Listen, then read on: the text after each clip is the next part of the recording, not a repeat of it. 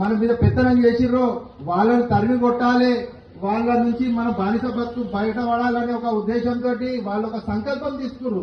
అందరు కలిసి ఆడ హిందూ కావచ్చు, ముస్లిం కావచ్చు, క్రిస్టియన్ కావచ్చు, జైన్స్ కావచ్చు, వాళ్ళందరూ కలిసి ఒక సంకల్పం తీసుకున్నారు.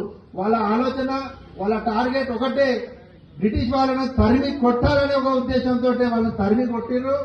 వాళ్ళు చేసిన వాళ్ళ ఆలోచనలు, వాళ్ళ కమిట్మెంట్ ఏ విధంగా అయితే ఉండేనో మనం కూడా, మన యువత, మన భారతదేశ యువత కూడా ఆ ఆలోచన దాంట్లో ఒక సగం ఉన్నా కూడా మనము మన భారతదేశాన్ని మనం ముందుకు కూడా తీసుకెళ్లొచ్చు.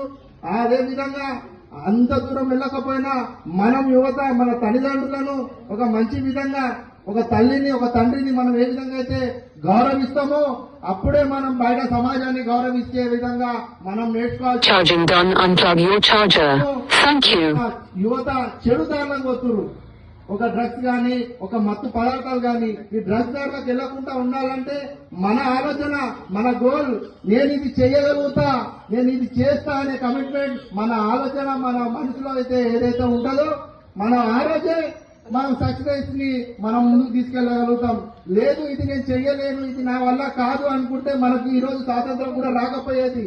గత పెద్ద మనుషులు ఏదైతే స్వాతంత్ర సమరయోధులు వాళ్ళ ప్రాణ త్యాగాలను వదిలేసి మన కోసం ఆలోచన చేసి ధైర్య సాహసాలు చేసింది కాబట్టి ఈ రోజు మనం ఇంత గర్వంగా మనం 3 రంగుల జెండా రెపరెపలాడుతుందంటే వాళ్ళ ధైర్య సాహసాలు మనం ఒక్కసారి ఆలోచించుకోవాలి.